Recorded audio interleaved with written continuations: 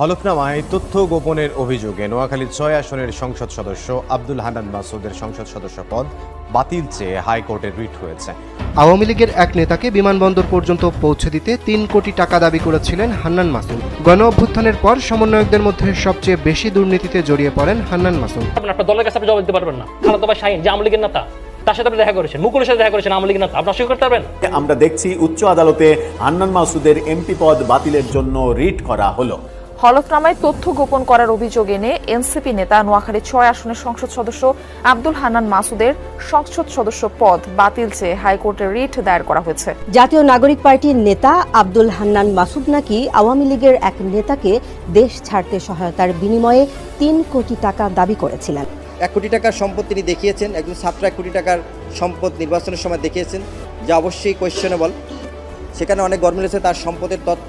তিনি ৬ লাখ টাকা ব্যবসায় উল্লেখ করেছেন, স্বর্ণে উল্লেখ করেছেন, সবকিছু এলোমেলো। সাধারণ মানুষ আমরা ২৪ ঘন্টার ভিতর বলে ১৮ ঘন্টায় রোডের ভিতর থাকি। আমি তো কম বয়সে সবকিছু দেই।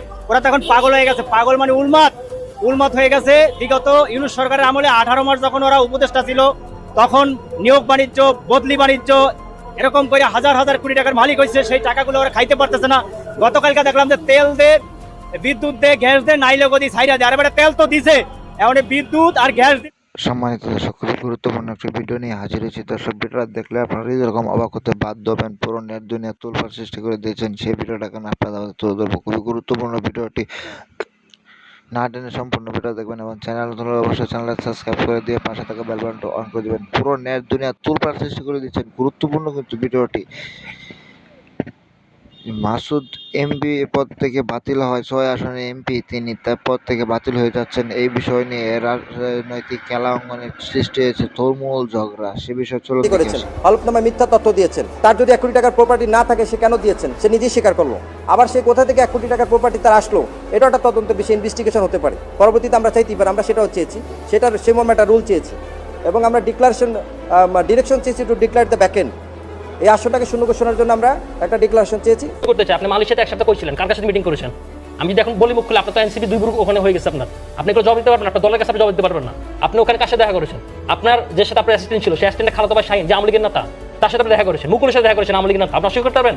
আপনার হোটেলের সাথে দেখা করে গেছে। আপনি ফেসিবাদের বিরুদ্ধে গণঅভ্যুত্থানের একজন সম্মুখের নেতা হিসেবে কিভাবে আপনি মালয়েশিয়া গিয়ে যে কথাগুলি বলছে, আমার ব্যক্তিগত ওপিনিয়ন হচ্ছে এদের রাজনীতি করার অধিকারই নেই। যেসব ভাষা ইউজ করছে, হ্যাঁ, না, এটা ফালতু চোর বাটপারের রাজনীতি করার দেশে কোনো অধিকার নেই। এনসিপির গঠনতন্ত্রেই আমার মনে হচ্ছে যে মূল কথাই হলো অশ্লীলতা।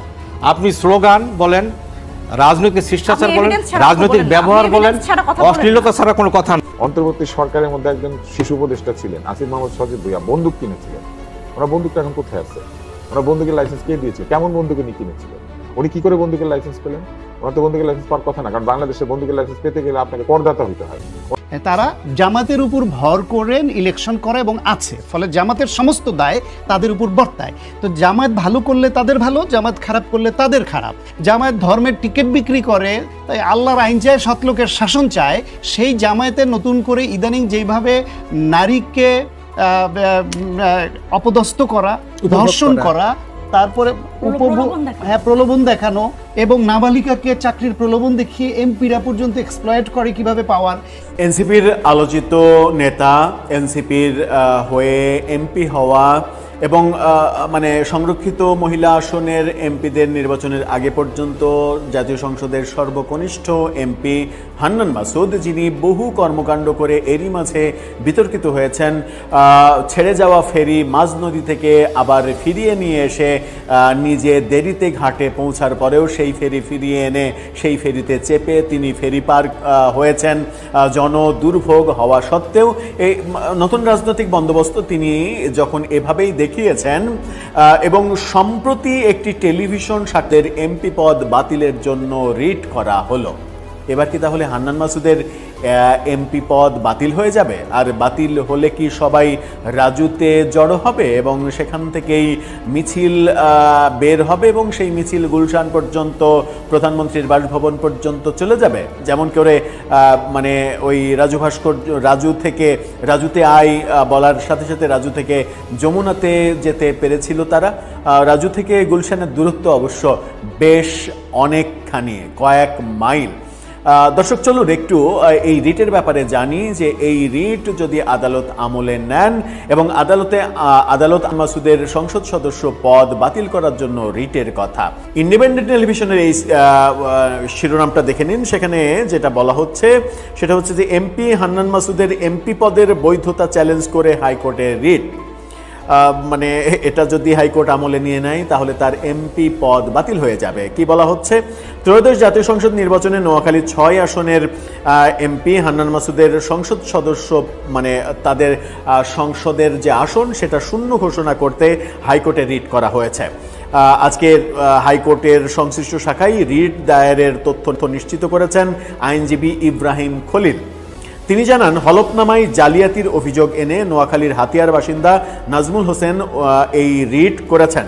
বিচারপতি রাজিক আল জলিল ও বিচারপতি দেবাশিস রায় চৌধুরীর সমন্বয়ে গঠিত বেঞ্চে রিটটি শুনানি হবে বলে রিটকারীর আইনজীবী নিশ্চিত করেছেন। রিটে হান্নান মাসুদের সংসদ সদস্য পদ শূন্য ঘোষণা করা সহ প্রয়োজনীয় পদক্ষেপ ও তাৎক্ষণিক উদ্যোগ গ্রহণের জন্য আইন মন্ত্রণালয়ের সচিবের মাধ্যমে একটি টেলিভিশন চ্যানেলের একেবারে সাক্ষাৎকারে, অনলাইন প্ল্যাটফর্ম না, টেলিভিশন চ্যানেল মূলধারার, সেখানে তাদের একটা পডকাস্টে তিনি স্বীকার করেছেন যে তার হলফনামায় মিথ্যা তথ্য ছিল। কিভাবে?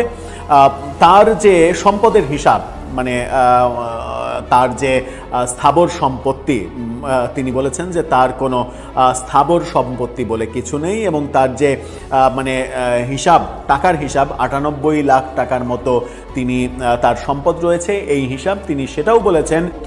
তিনি বলেছেন যে হলফনামায় টাকা পয়সার হিসাব নিকাশ এগুলো মূলত আমার অ্যাডভোকেটের পরামর্শে দেয়া হয়েছে, তিনি এগুলো মেনটেন করেছেন এবং অ্যাডভোকেটের ভাষ্য ছিল যে এই টাকার অঙ্কটা বেশি করে দেখালে পরবর্তীতে যে বিজনেস এবং আমার যে চলমান বিজনেস সেই বিজনেসে হবে, সুবিধা পাওয়া যাবে। বিজনেসের ক্ষেত্রে নানা রকমের ক্যালকুলেশন থাকে, বিজনেসের ঋণ পাওয়া সহ নানা ধরনের ক্যালকুলেশন থাকে, সেখানে অনেক সুবিধা পাওয়া যাবে। এই কারণেই অ্যাডভোকেটের পরামর্শে এই ভুল তথ্য দিয়েছেন তিনি নিজে কিন্তু স্বীকার করেছেন।